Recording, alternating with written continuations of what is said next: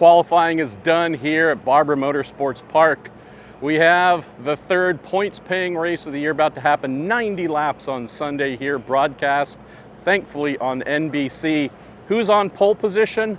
The guy who told us on Friday he was going to give everything he had to get back in proper mindset, maximum attack, that being Team Penske's Scott McLaughlin. Just pipped his teammate Will Power going for yet another pole here. He has many, but indeed, we have an all Penske front row. Obviously been an interesting week. We had Joseph Newgarden, fastest yesterday, was quick this morning, looking like he might transfer through to the Fast Six. He did not. There's a lot of surprises on those who did not have the qualifying performances they expected. Newgarden being one of them. Joseph tried, didn't quite get there. Scott Dixon just won last Sunday, starting a bit back in the field. Colton Herta, big surprise that there was nothing really happening there. Not a lot of speed. Alexander Rossi.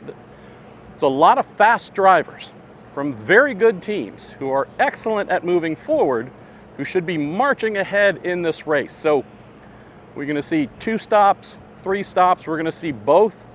What I think should make for a good race. Don't hold me to that. I can't guarantee those things. But where I think this might be a fun one is because we have so many really fast drivers starting deep in the field. Rinus VeeKay, an electronics issue that slowed him, unable to post a representative qualifying lap. He's starting towards the back. There's a bunch of monsters waiting to go forward. So I think that is going to be the real thing to look out for. It will indeed be a strategy duel. Those who are starting deep are probably going to go to that 3-stop, that aggressive, where they're on fresh tires more frequently, fueling the thing up, no fuel saving, just going like mad. I think we should have a good one tomorrow. What's the big news of the event? It's the obvious one. Team Penske pooped everybody's bed. We won't get into all the details, who did what and how. I've written thousands of words already this week on racer.com. I apologize if you read all of them, but I can tell you this. Let's come back to Newgarden. This is one of those things we don't talk about too much. It's nothing new. Joseph has found no sympathy in the paddock. Why is that? Especially among drivers. If anything, we've had Colton Herta, we've had Graham Rahal, we've had others come out very loudly and say your excuses that you made are BS. Say don't believe a word of it. Why are some folks being what seems like randomly harsh towards the reigning Indy 500 winner, the bus bro, the fun-loving guy, the 2-time champion?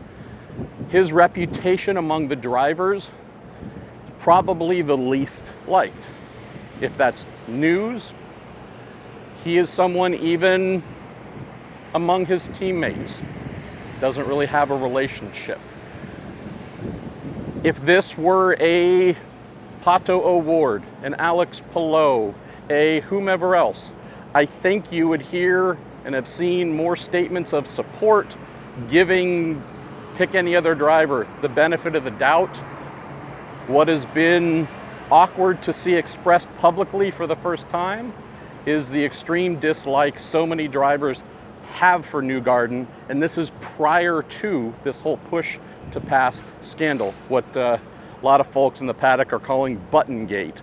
I don't want to call it that because Jensen Button doesn't deserve that kind of hashtag, but it's been a weird thing. Just to close here before we interview young Théo Pourchaire, good old teddy bear.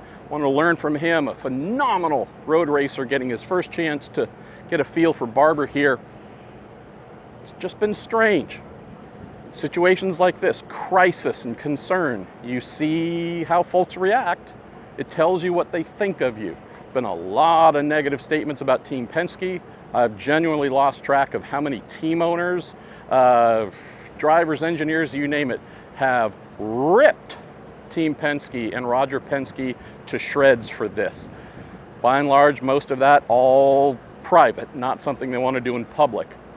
But separate from the team entity itself, it's been interesting to see that McLaughlin, our pole sitter, has by and large been shifted out of that spotlight. Joseph, who held a press conference Friday morning, almost universally panned for doing such a thing and putting the full spotlight on himself to become the face of this scandal at a time where you would find out whether he had the support of his fellow drivers. Just finding out that for reasons he's chosen, he has walled himself off, become very distant from the majority of the paddock, even his teammates, a man on an island. And you want to kick somebody when they're down? Of course not. I would hope that I am one of many who want Joseph and the entire team to come through this, get back to a better place where it is not a stain and stench that lingers with them. It's been a very, very uncomfortable 2 days here at Barber Motorsports Park. All right, let's get going with a little French bundle of joy. Actually, not little, he's pretty tall. Théo Pourchaire talking about his qualifying run, his second ever IndyCar weekend. Friends, we have the amazing Théo Pourchaire, who we nicknamed Teddy Bear. Tell me about your first qualifying attempt here at Barber Motorsports Park, having debuted last weekend in Long Beach, a street course. I won't say it's easy, but it is nothing like this place. Yeah, everything I learned in Long Beach is different here, so it's a bit like, coming back to zero, and, I knew the car, of course. Now I know where is the limit a little bit with the car, which is good. But the track, I don't know any tracks in America, so yeah. It's tough to learn those tracks, and especially Barber. I think it's one of the most difficult one in the calendar. So, and unfortunately in qualifying, I was pretty good, but I think I'm losing everything in one or two corners. So a little bit disappointed, but it's part of the learning process, so that's fine. You've had like a little over an hour of track time, so we can't be too upset. Tell me about those corners though, because Barber's not just a technical track, it's a confidence track, and if you don't have many laps, it's hard to feel like you can maybe do maximum attack at all times. Yeah, exactly, for sure. I mean, I did a pretty strong lap until I think I did a mistake in turn 13. I think it's 12, 13, the most difficult part of the track here. Up over that hill exactly, and down. Really impressive. It's six gear into 12, then downshift to 4th, and back to full throttle before coming up the crest. So it's very tough, but I did a small big mistake there, I would say. But it's part of the learning process, as I said. But I enjoy it. This track is very, very fun. But of course, it's my first road course, so in IndyCar it's not easy to come here without any testings and stuff. So I appreciate two things. The fact that we have the reigning Formula 2 champion here, amazing talent, should be in Formula 1 right now, but comes here, you qualified 24th, which speaks to how tough this series is. Of course.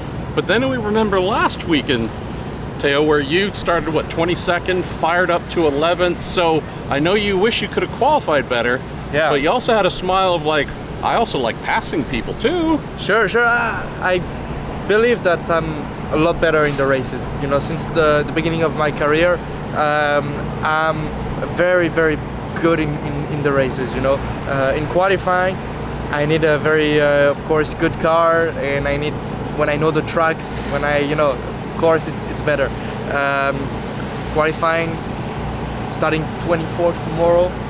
It's not gonna be easy, but I like passing cars, as you said. So it's gonna be a fuel-saving race. But I will do my best. Why not winning again the award of the first biggest mover? So that's my plan. I need to score good points again. How do you say biggest mover in French? Maybe we need to put that on the car. Meilleur celui qui fait le plus de dépassement. We're going to try and fit all that on the steering wheel, but indeed, biggest mover, that's what he's aiming for tomorrow.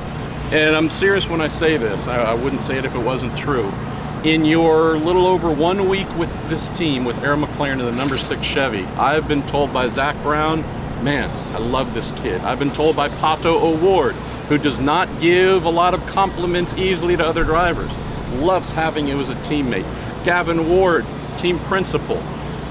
Folks are really appreciating what you're bringing. I'm hoping we get to hold on to you to some more races nonetheless. Sure. Théo Pourchaire, we'll call him Teddy Bear because how could you not love this guy? But gonna have a fun Sunday ahead. Of course.